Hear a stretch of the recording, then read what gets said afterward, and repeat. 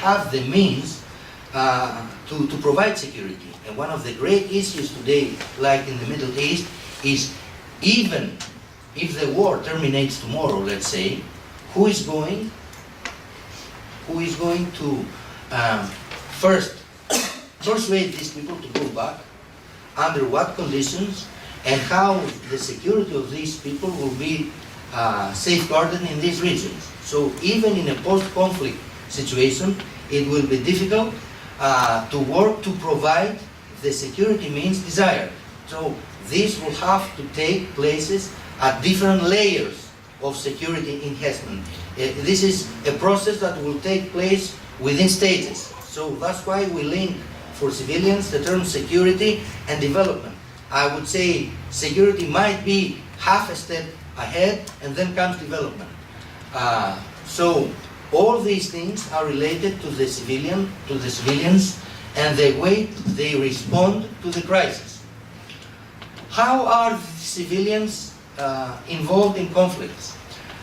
First of all, we have to ensure that the life of civilians will be secured. Look what's happening in Syria now with all these people trapped within the conflict, which is very difficult to terminate this conflict without making huge sacrifices in terms of the civilian population. And this is, of course, one might say collateral damage.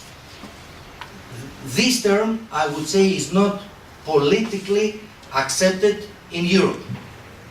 The political cost is huge in terms of collateral damage in Europe. And that's why they are trying to avoid these things. I'm sure that they could probably have finished the conflict in Syria if they had sacrificed tens or hundreds of thousands of people, but they can't do it. So why do we need to have these different levels of security? We'll have to enhance security locally. We'll have to provide the means for the civilians, and the civilians will have to feel secure of the presence of those factors that will enforce security. We'll have to persuade the domestic public within the EU, and we'll have to find ways, means, approaches in terms of organization, in terms of structure, to link the security, the local security, to the EU's internal security.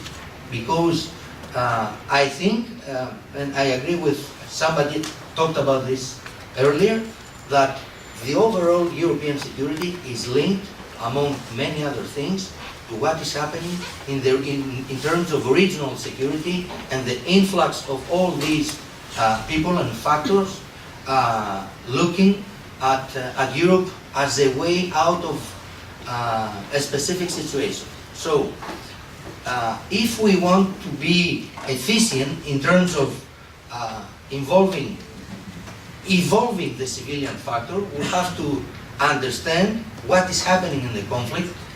A very basic thing is to show essential understanding of the conflict. We will have to look at the states of all those involved in the conflict. We'll have to look at the situation and have a historical background. So